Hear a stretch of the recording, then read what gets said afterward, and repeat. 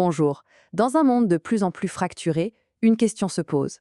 Comment les États-Unis naviguent-ils entre les menaces extérieures et les tensions intérieures? C'est ce qu'on va décrypter ensemble.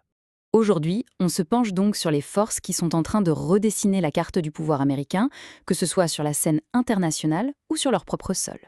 Cette analyse est rendue possible grâce à notre sponsor. Et maintenant, entrons dans le vif du sujet. Les grands défis qui façonnent le paysage actuel. On parlera des points chauds internationaux, bien sûr, mais aussi de la sécurité intérieure et de cette volatilité politique qui ne cesse de croître. Commençons donc par regarder au-delà des frontières. La question est simple, de quelle manière les conflits et les alliances sur la scène mondiale, comment mettent-ils la puissance américaine à l'épreuve? On voit ici trois zones de tension majeures. Le détroit d'Ormuz, l'Europe avec l'OTAN et l'Asie de l'Est. Attention, ce ne sont pas juste des points sur une carte, non, ce sont de véritables épicentres, des lieux où se concentrent des défis qui poussent la politique étrangère et la sécurité américaine dans leur dernier retranchement. Prenons le conflit avec l'Iran. Il est mené par les États-Unis, mais ses conséquences se font sentir bien au-delà du Moyen-Orient. En fait, il vide les stocks militaires américains. Et ça a un impact direct sur les alliés européens, car les livraisons d'armes promises prennent du retard. On pense surtout aux pays baltes et scandinaves qui commencent à s'inquiéter sérieusement pour leur propre sécurité. Et tout ça, bien sûr, met l'OTAN à rude épreuve. L'idée d'un possible retrait américain fait son chemin, et les nations européennes commencent à comprendre une chose. Elles devront peut-être, à l'avenir, assurer leur défense par elles-mêmes. Ce qui les pousse, logiquement, à chercher une plus grande autonomie stratégique. Et n'oublions pas la Corée du Nord qui, pendant ce temps, maintient une pression constante avec ses lancements de missiles. Mais voilà, ces menaces qu'on pourrait croire lointaines ont des répercussions beaucoup plus proches qu'on ne le pense. Voyons maintenant comment toutes ces tensions mondiales se traduisent en menaces directes sur le sol américain. Alors, concrètement, comment est-ce que ces tensions internationales se manifestent aux États-Unis? C'est le deuxième point de notre analyse, les menaces qui pèsent sur les frontières et dans le cyberespace. Il faut bien comprendre que la menace n'est pas seulement physique, elle est aussi et de plus en plus numérique. On parle de groupes de hackers, les fameux APT, qui seraient soutenus par l'Iran. Leur cible, des infrastructures critiques comme les réseaux d'eau ou d'électricité. Imaginez, une seule attaque réussie pourrait paralyser des régions entières. Au-delà du monde virtuel, il y a la réalité du terrain. Et là, la frontière sud reste un point de tension majeur.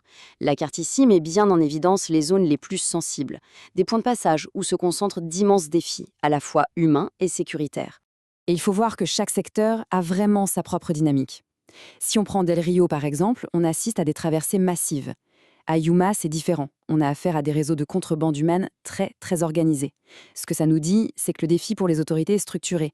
Il est persistant. On est loin de simples passages isolés. Et bien sûr, ces routes ne sont pas seulement utilisées pour le passage de personnes. Ce sont aussi de véritables autoroutes pour le trafic de drogue. La cocaïne, par exemple, arrive par voie maritime. Le fentanyl, lui, est souvent dissimulé dans des véhicules qui passent par les postes frontières officiels.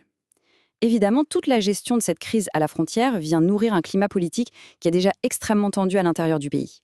Ce qui nous amène à une question essentielle. Est-ce que les plus grandes menaces pour les États-Unis viennent vraiment de l'extérieur? Notre troisième et dernier point va justement s'intéresser aux fractures, ces fractures sociales et politiques qui divisent le pays de l'intérieur. Regardez ce chiffre, 8 millions.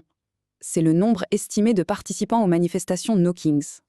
8 millions de personnes dans la rue, c'est un chiffre qui parle de lui-même. Il illustre l'ampleur de la contestation et marque, sans aucun doute, un véritable tournant dans la mobilisation politique du pays. Forcément, la lecture de ces événements est radicalement différente selon le camp où l'on se place. Pour les uns, comme le rapporte cette source, ces manifestants sont tout simplement des patriotes, des gens qui défendent la démocratie. Et puis, il y a la vision opposée, celle de l'administration. Pour elle, certains de ces manifestants, qu'elle qualifie d'antifa, représentent une menace terroriste. Et cette menace, selon elle, justifierait une surveillance beaucoup plus large. On a là deux visions du même événement qui sont, totalement irréconciliables. C'est donc dans ce climat de tension extrême que se préparent les élections de mi-mandat de 2026.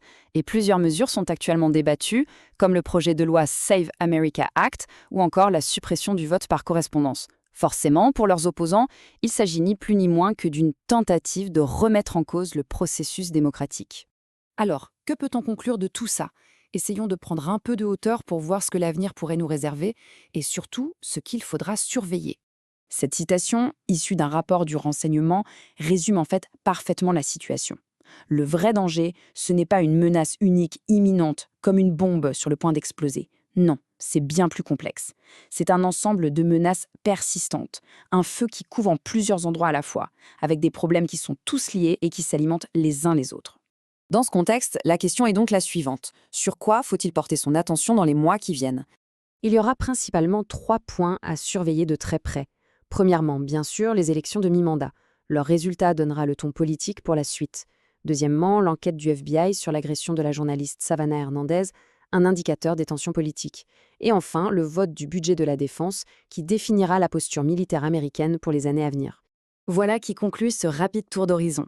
Pour celles et ceux qui souhaitent une analyse bien plus détaillée de ces événements, notre mise à jour complète est disponible en format audio sur votre plateforme d'écoute habituelle ou via le lien dans cette publication. Merci de votre attention.